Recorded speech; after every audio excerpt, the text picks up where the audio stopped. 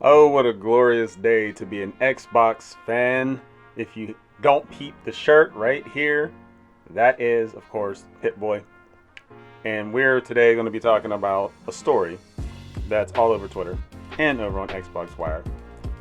Welcoming the talented teams and beloved game franchises of Bethesda to Xbox by Phil Spencer, head of Xbox.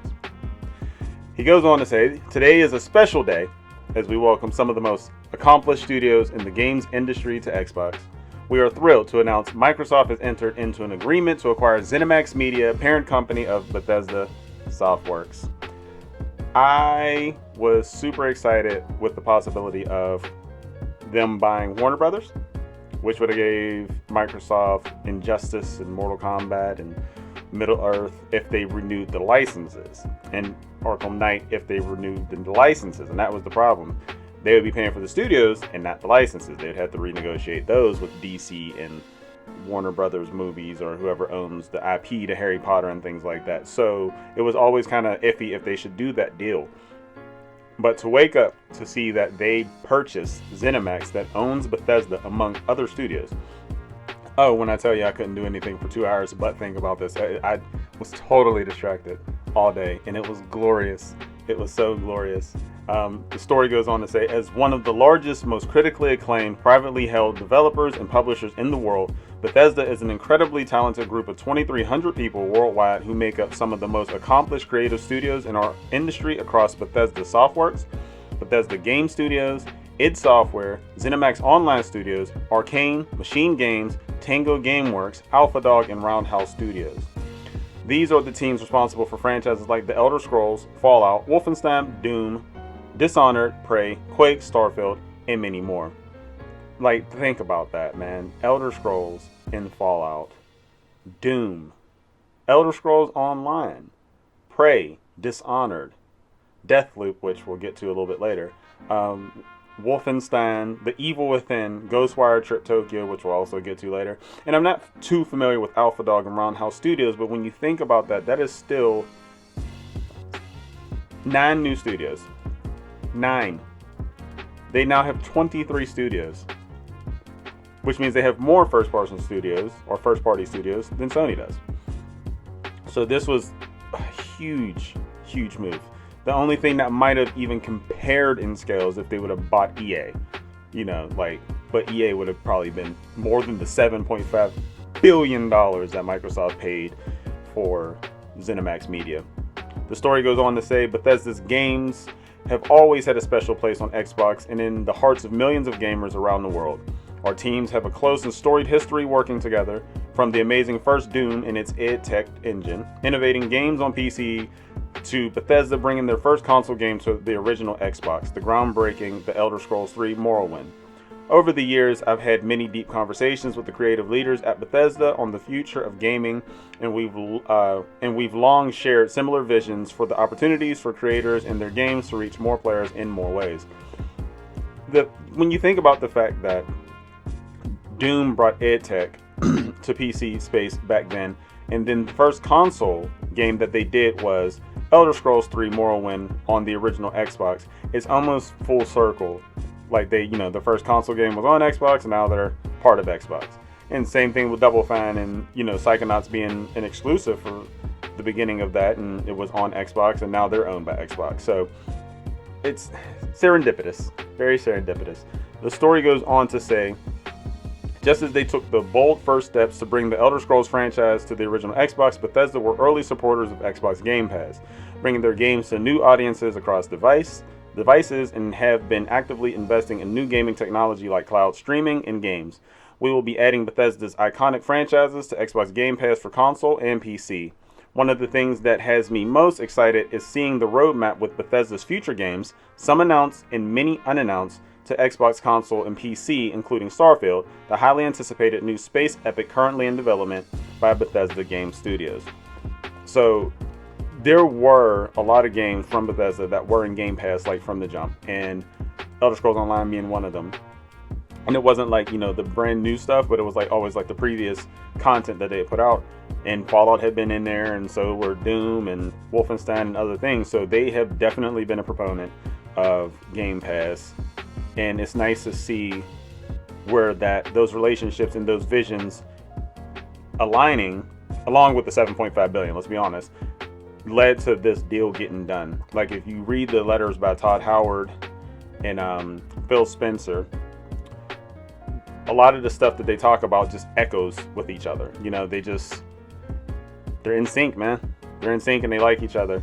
And then also some announced and many unannounced games. Like, there's so many games that them acquiring these studios could bring. You know, like, we're talking about Fallout 5 at some point. We're talking about Elder Scrolls 6. We're talking about Doom 3, whatever that looks like. More Elder Scrolls Online. Deathloop is something that's a console exclusive to PlayStation for a couple months to a year. We'll see what happens with that. The new Wolfenstein game, whatever that's going to look like. Ghostwire Triptopia or whatever, that's going to Sony for a couple months to a year. You know, that's going to be coming to Xbox at some point. Along with just, you know, Rage 3 and just a whole bunch of other things that we don't know about. We know Starfield is being developed by Bethesda Game Studios, which I cannot wait for that game. I already was geeked with the concept of it. I've seen nothing of it, but I trust Todd Howard.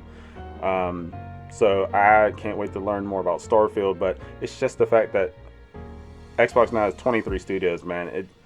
Everyone who says Xbox doesn't have games, like, what is their argument going to be going forward? Because when you have Obsidian, In Exile, Playground Games, Turn 10, The Coalition, 343, Rare, Compulsion Games, Initiative, the list goes on and on and on, Undead Labs, plus all these studios that you just acquired, all these top-notch studios. Like, Wolfenstein is a technical marvel, as is Doom. You know, it's just the polish and the talent with those studios. Is going to be nice to see how that affects the other studios under Xbox, because we know they all share technology and, you know, talking with each other, and it's going to be interesting to see how this purchase helps all of Xbox. And the last part I'm going to read from the article says, like us, Bethesda is passionate believers in building a diverse array of creative experiences and exploring new game franchises and in telling stories in bold ways. All of their great work will, of course, continue and grow, and we look forward to empowering them with the resources and support of Microsoft to scale their creative visions to more players in new ways for you. One of the key phrases in there was new game franchises. So if they just purchased 9 studios, and we know that there are sequels in the work, but a lot of what we've seen from other Xbox game studios now is that they have 2 or 3, in the Obsidian's case, teams working on different games. So if we're talking about 23 studios now, you could have anywhere from 23 to 46 to 69 studios or 69 games being worked on at any given time. So it's just impressive. It's impressive, and it wasn't anything that anyone seen coming. The deal didn't leak, which was interesting, because we're talking about $7.5 billion deal with Xbox and Bethesda, or ZeniMax for Bethesda. Like, how does that not leak? It's impressive. And then the other part that people need to pay attention to is all of their great work will, of course, continue to grow, and we look forward to empowering them. They're not looking to change anything or direct them or force them to do anything. So the fact that they're just looking to empower them and give them more money and resources to do what they want to do, to bring us the experiences like a Starfield, untampered with. And like Rage 2 was a great game. If you haven't played that, like, that game was something very, very different. So I'm all for it. Dishonored, Prey, Evil Within, like, these are all different games. Wolfenstein. So yeah, just give them resources and get out the way. Yeah. So there's a couple things. Now that Xbox owns both them and Obsidian, is it possible that we get a Fallout New Vegas 2 now? I know a whole bunch of people on Twitter want it, and now it's really, really, really a possibility, especially if they're going to be working on Elder Scrolls 6 and Starfield. This just gives an opportunity for Obsidian to be working on Fallout New Vegas 2, and I'm all for it. I'm in favor of it. Todd Howard, Pete Hines, make it happen. Phil, bring up the idea. Let's do it. And then the other thing too is you got to remember that Bethesda is also a game publisher.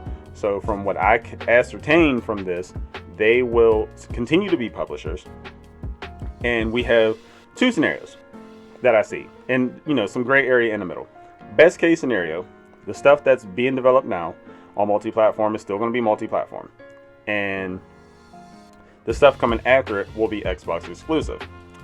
That's not what I think is going to happen. What I think is going to end up happening, because I know Bethesda is still going to publish their own games, that's a fact, is what I think is going to happen is they will still develop for PlayStation and Nintendo in certain games, as does, Minecraft. So Mojang for Minecraft, just like we've seen Cuphead on Nintendo and Cuphead go over to PlayStation, which was published by Microsoft. Ori and Will of the Wisp ended up on Nintendo. And I know there's a lot of people who focus on exclusives, and I think exclusives is the wrong way to look at it in certain situations. If the impetus of the deal getting done is the fact that they still want to be publishers and they still want to be on multiple platforms, that's fine, because as Xbox gamers, we still benefit. So if it's still on PlayStation, they will be paying $60 to $70 for brand new games, where if you have Game Pass, you get it at no additional fee. So even if it's multi-platform, you still get the benefit of being in the Xbox ecosystem and not paying $60 per game. Because let's be real, Elder Scrolls 6 and Fallout 5 and Starfield, I'm plunking down $60 the day I could if I had to. But being an Xbox gamer, I now don't have to. With this purchase of these studios, and with the addition of EA Play, the new Mass Effect, is it possible that whatever the next Mass Effect or Dragon Age is just in Game Pass on day one?